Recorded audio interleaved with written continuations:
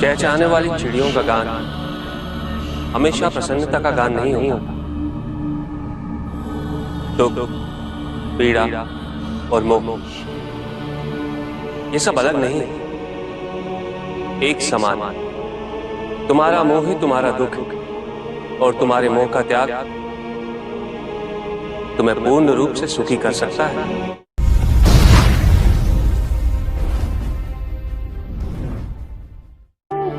पूजित का साक्षात सामने होना मन को भटकने नहीं देता, किंतु जो सच्चे भक्त हैं भगवान तो उनके मन में, उनके हृदय में निवास करते हैं। जिनके हृदय में श्रद्धा है उनके लिए पूजा करने हेतु अपने आराध्य का साक्षात सामने होना अनिवार्य नहीं।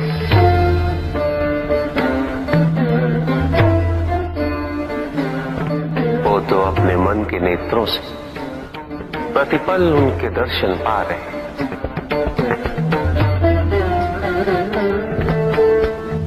उनकी प्रत्येक अनुभूति में भगवान है।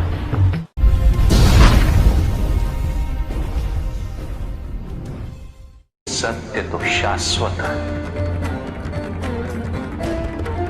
सत्य ही संसार में संतुष्टि और सुख का माध्यम है।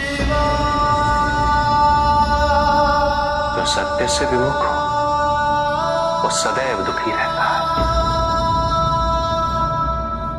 जिसने भ्रम का मार्ग अपना है वो आजीवन ढूंढता रहता है, किंतु विडंबना यही कि उसे ये ज्ञात ही नहीं कि वो ढूंढ क्या रहा है। सत्य तो यही कि तुम एक दैव्य अंश हो।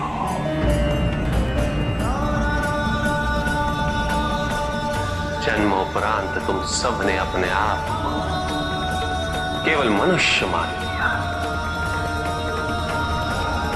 और यही विस्मरण तुम्हारे कष्टों का कारण है। तुमने अपने शरीर को ही सत्य माना। लोभ, भय, शंका, असुरक्षा, छल इन सब को अपने जीवन का आधार बना लिया।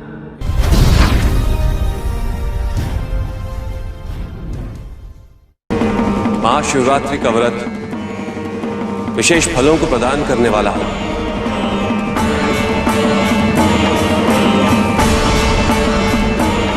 इस व्रत को रखने से पुरुषों की सारी मनोकामनाएं पूरी हुई।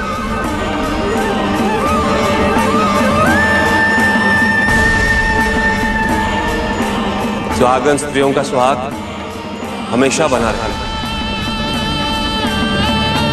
और तुम्हारी लड़कियों को मनचाहा वर मिलेगा।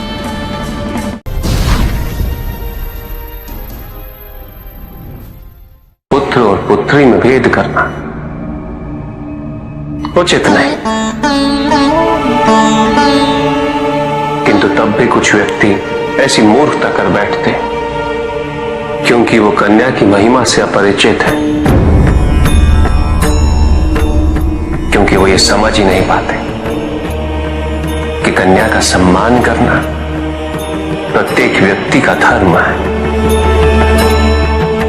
क्योंकि कन्या जीवनदायिनी है, वो जननी है और जननी तो केवल सत्कार के योग्य होती है, उपेक्षा की नहीं। उसका तिरस्कार नहीं किया जाता। एक कन्या विवाह के पश्चात दो कुलों को जोड़ती है। परिवार की स्थापना है तो एक कन्या की भूमिका पुरुष से कहीं अधिक महत्वपूर्ण होती है। और जब परिवार से परिवार जुड़ते हैं तो समाज की स्थापना होती है।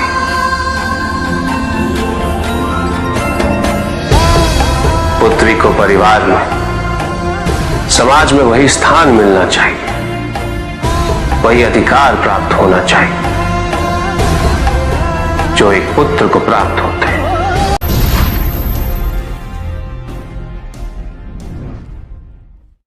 प्रेम क्या है? बताइए महादेव, कृपया बताएं कि प्रेम का रहस्य क्या है? क्या है इसका वास्तविक स्वरूप? क्या है इसका भविष्य? प्रेम क्या है ये तुम पूछ रही हो पार्वती? प्रेम का रहस्य क्या है? प्रेम का स्वरूप क्या है? तुमने ही प्रेम के अनेकों रूप उजागर किए हैं पार्वती। तुमसे ही प्रेम की विभिन्न अनुभूतियां हुई। तुम्हारे प्रश्न में ही तुम्हारा उत्तर निहित है। क्या इन विभिन्न अनुभूतियों की अभिव्यक्ति संभव है?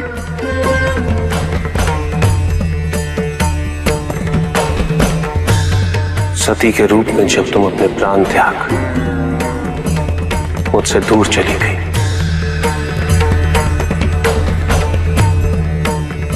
मेरा जीवन, मेरा संसार, मेरा दायित्व सब निरर्थक और निराधार हो गया। मेरे नेत्रों से अश्रुओं की धाराएं बहने लगी। अपने से दूर कर तुमने मुझे मुझसे भी दूर कर दिया पार्वती।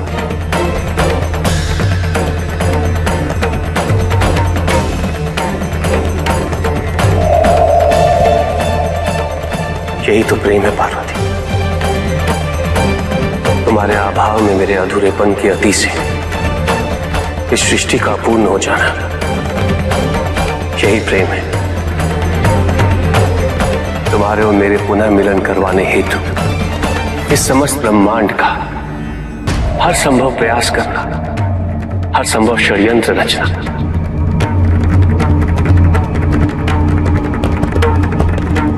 इसका कारण हमारा असीम प्रेमी तो है।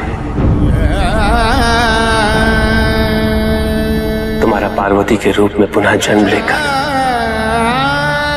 मेरे एकाकीपन और मुझे मेरे वैराग्य से बाहर निकलने के लिए विवश करना और मेरा विवश हो जाना, ये प्रेमी तो है।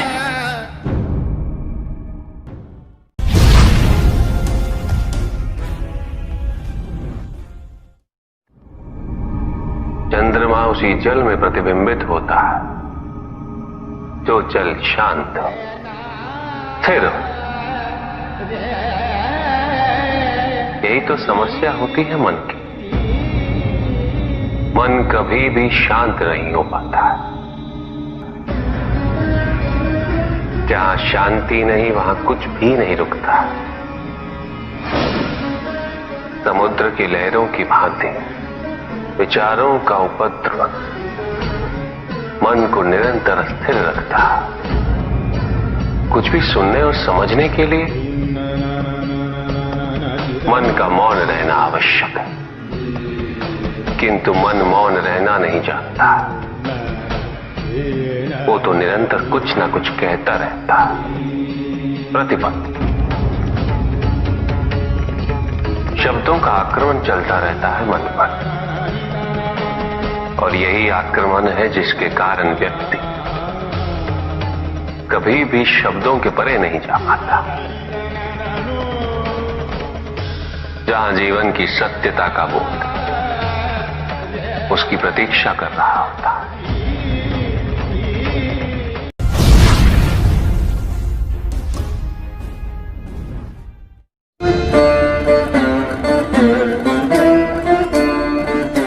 मैं वो हूं जो नहीं है,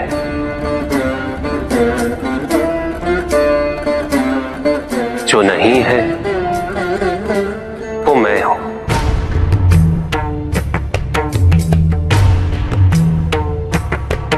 चिरकाल तक सभी को यह स्मरण रहे, जब आप में श्वास है तो मैं आप में हूं। देव देव महादेव शिवा, देव देव। और जिस क्षण आप में श्वास नहीं, तब आप मुझ पे। देव शिवा देव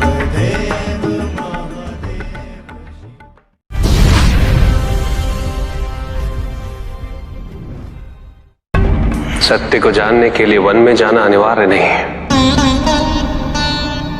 अपने निजी, पारिवारिक और सामाजिक दायित्वों का परित्याग भी आवश्यक नहीं है। सत्य तो सदैव हमारे साथ है, हमारे सामने है,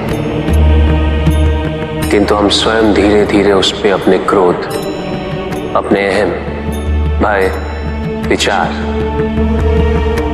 और महत्वाकांक्षाओं जैसे कई आवरण चढ़ा देते हैं। सत्य हमसे नहीं, हम स्वयं सत्य से दूर हो जाते हैं।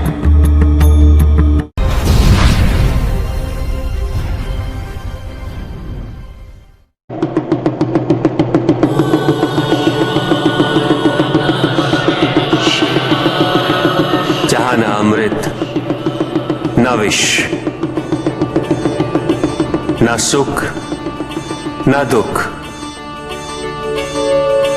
न स्वर्ग, न नरक, वही परम आनंद है। उसी परम आनंद तक की यात्रा है तुम्हारी। ये यात्रा आनंद के सानिध्य की है। ये यात्रा सानिध्य के आनंद की है। और इस यात्रा में मैं प्रतिपल तुम्हारे साथ हूं।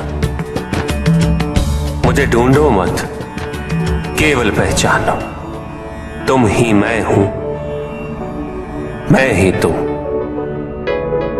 हर आरंभ का मैं ही अंत हूं और हर अंत सदैव मेरा ही आरंभ होगा। देव देव